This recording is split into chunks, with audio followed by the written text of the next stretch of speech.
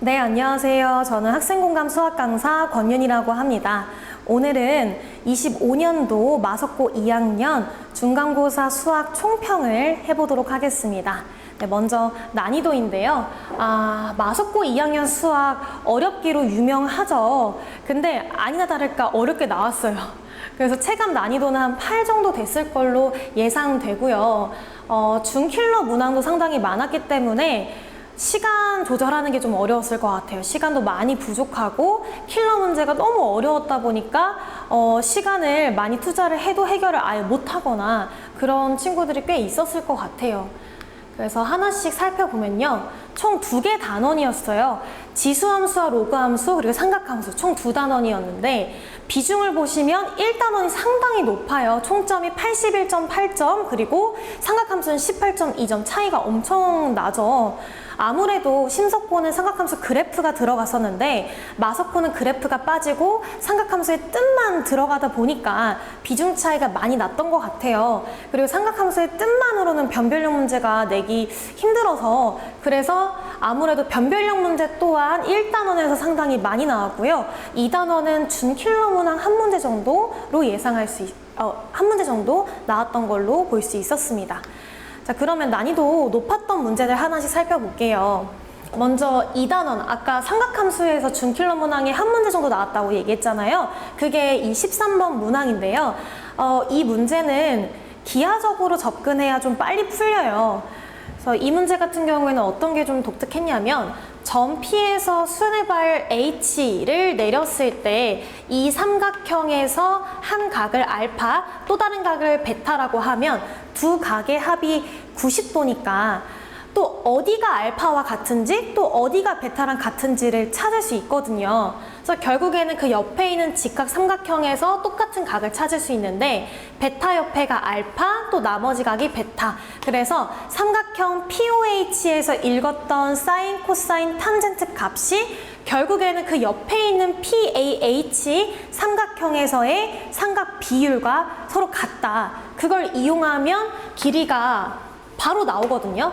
근데 이 기하적인 의미를 해석하지 못한 친구들은 직선의 방정식을 세워서도 풀었을 것 같아요. 풀리더라고요. 그래서 직선의 기울기를 m이라고 하고 지나는 점을 넣어주면 이 직선과 원점 사이의 거리가 반지름이니까 루트 13이다. 이렇게 하면 기울기 m 값이 나오거든요. 그 기울기 m 값이 마이너스 3분의 2라고 나오는데 그걸 이용하면 또 x절편, y절편 구할 수 있고 이 길이들까지 결국에는 찾을 수 있더라고요. 그래서 출제자의 의도는 기하적으로 빨리 풀어라, 간단하게 구해라 이렇게 냈던 것 같은데 그 의도에 맞지 않게 푼 친구들은 직선의 방정식을 세워서라도 해결이 됐을 것 같아요. 그 다음 문제는 이번 시험의 공통점들은 이 변별력 문제들이 다 그림이 없어요. 그림이 없으면 아이들이 문제를 접근하기가 되게 어려워하거든요. 난처해하거든요. 로그 2x 같은 경우에는 아이들이 너무 잘 그리는데 로그 2의 x제곱은 생소하다 보니까 그림 자체를 못 그리고 이런 것도 머릿속으로 상상하기가 힘들어지는 거죠. 근데 이 문제는 그림만 그렸다면 가나 조건을 천천히 따라가면서 해결이 가능했기 때문에 준킬러 문항으로 이제 구분을 했고요.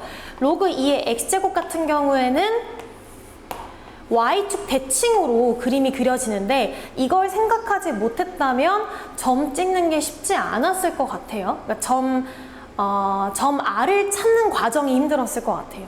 네. 자, 그 다음 문항도 보시면요. 1단원에서 킬러 문항이 나왔는데 얘도 역시 그 전 문제와 마찬가지로 그림이 없어요. 그림도 없고 fx와 gx가 되게 복잡하게 주어졌거든요. 그래서 fx를 밑이 2인 걸로 바꿔주면 그나마 좀 간단하게 바뀌고 평행 이동도 잘 보여요. 그래서 여기까지 바꾼 다음에 이 fx, gx를 그림으로 그려서 x는 k, 여기서 만나는 두 점을 P와 Q라고 했을 때 이 PQ 길이가 최소일 때를 A랑 B라고 하겠대요. 그래서 최소일 때 A, B는 학생들이 너무 잘 찾았을 것 같은데 그 간화 과정을 해석하기가 어려워서 끝까지 못 풀었을 가능성이 크거든요. 그래서 가조건을 보면 A, B의 중점, 이 중점과 CD의 중점이 일치한다고 하는데 그러면 도대체 CD를 어디에 찍어야 할까? 이런 고민들을 했을 것 같거든요. 그래서 뭐 CD는 이런 식으로 중점이 어쨌든 M으로 일치해야 되기 때문에 C와 D를 찍어 놓고 C와 D를 어떤 좌표, 어떤 문자를 사용해서 찍어 줄 거냐, 그것도 이제 되게 중요하거든요. 그래서 그 K 값을 이제 구하면 어떤 상수값이 나올 건데 그거에 맞춰서 대칭이기 때문에 C와 D를 한 문자로만 사용해서 나타낼 수 있거든요. 그래서 그거를 찍고 나조건, 기울기를 이용하면 아마 그 한 문자가 얼마가 나오는지까지 해결이 됐을 거예요. 근데 그림도 없고 fx, gx 식도 너무 복잡하고 해서 해결하기가 되게 힘들었을 것 같은 그런 문제입니다. 배점도 가장 높았고요. 그 다음 문항 보겠습니다. 17번 문항인데요. 이 문제는 저희 학원 교재 스퍼트라고 하는데 그 심화 교재를 열심히 풀었던 친구들은 해결했을 것 같아요. 거의 유사하게 나왔거든요, 이 문제는. 그래서 그 마석고 교과서 문항을 이제 변형시켜서 나온 문제라고 보시면 될 것 같아요. 마석고 교과서보다 좀 더 어렵게 나오긴 했는데 이 문제는 모의고사 기출하고 되게 비슷한 문제여서 얘랑 수직인 직선 y는 x 이 정도는 학생들이 다 그었을 거예요. 워낙 많이 연습을 했다 보니까. 이런 문제가 나오면 역함수를 이용하죠. 그래서 로그 3분의 1의 x 얘랑 대칭인 얘랑 대칭인 지수함수를 그려놓고 가야 하는데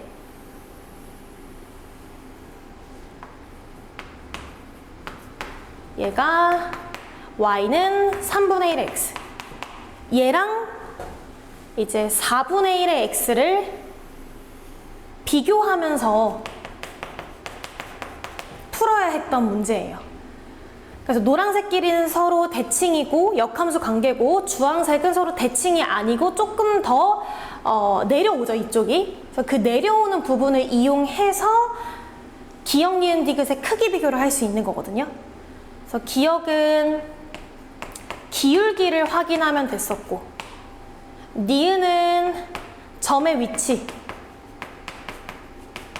지금 얘기했다시피 여기 교점이 이 앞에 있는 교점보다 더 뒤쪽에 있잖아요. 그 뒤에 내려오는 부분을 이용해서 크기 비교를 할 수 있었고 디귿은 제곱 되어 있는 거 보니까 두 점 사이 거리 공식을 쓴 것 같아요. 루트만 벗겨져 있죠. 그래서 직선, 선분의 길이를 비교해서 풀 수 있었던 문제입니다. 자, 그래서 변별력 문제는 다 살펴봤고요. 많이 어려웠어요, 변별력 문제. 예상하긴 했는데 그래도 어려웠어요. 그래서 일단 지금 앞서 보여드렸던 4개의 준킬러와 킬러 문항을 제외하고는 어차피 교과서 문제랑 거의 유사하기 때문에 지금 준비하고 있는 것처럼 교과서 문제 준비는 필수거든요. 저희 학원에서 교과서 문제를 튜닝이라고 부르는데 그 튜닝 문제를 쪽지 시험을 통해서 완벽하게 숙지할 수 있도록 하거든요. 100점 맞을 때까지 계속 이제 시험을 보기 때문에 그런 연습이 아이들 또 시험 봐야 돼요? 또 제 시험이에요? 이렇게 얘기하지만 안 할 수가 없는 거예요. 그래서 교과서 문제 준비하는 거는 정말 필수로 해야 하고 두 번째는 암기식 공부하지 말고 원리를 파악해야 된다. 왜냐면 변별력 문제 때문에 그런 거거든요. 변별력 문제는 항상 이런 단순 암기식으로는 해결이 불가하기 때문에 스퍼트 문제, 심화 문제를 풀면서 계속해서 사고하는 과정을 해야 된다는 거. 그 다음에 이제 변별력 문제를 보면 엄청 길죠. 글 자체가 3줄 무조건 넘어가거든요. 막 5줄, 6줄, 활용 문제들도 지금 여기 문제 넣진 않았지만 활용 문제들이 5줄, 6줄 이렇게 넘어가다 보니까 아이들이 3줄 넘어가면 그냥 포기를 해버려요. 근데 그러면 안 되거든요. 그래서 우리 요번에 스포트 문제에서 활용 문제 거의 한 20문제, 30문제 풀면서 훈련을 많이 했거든요. 그래서 글이 아무리 길더라도 그런 글을 읽고 수학적 식으로 세우는 거, 수식을 세울 수 있는 그런 능력을 키우는 게 중요하고요. 그리고 우리 기출문제 풀 때 항상 시간 50분 재고 푸는 것처럼 속도를 내가 어느 정도 속도인가, 끝까지 볼 수 있나, 없나, 이런 거를 체크하려면 계속 이제 현장에 나와서 시간 50분 재고 모의 시험을 계속 쳐봐야 그런 것도 훈련이 되는 거거든요. 물론 이 연산 속도라는 게 높이는 게 쉽지 않아요. 왜냐면 이미 중학교 들어가기 전부터 연산 속도는 정해져 있기 때문에 이거를 빨리빨리 가는 게 드라마틱한 변화를 가져가기는 좀 힘들거든요. 지금은. 그래도 조금이라도 높이려면 계속 현장에 나와서 훈련을 할 수밖에 없어요. 조금이라도 빨라질 거니까. 그래서 항상 이 문제가 길더라도 끝까지 읽고 포기하지 않는 습관, 그리고 출제자가 어떤 의도로 이 문제를 낸 건지 계속해서 생각하면서, 사고하면서 문제를 푸는 게 도움이 될 겁니다. 그래서 여기까지 마석고 2학년 수학 총평을 마치고요. 네, 지금까지 저는 학생공감 수학 강사 권윤희였습니다. 끝까지 들어주셔서 감사합니다.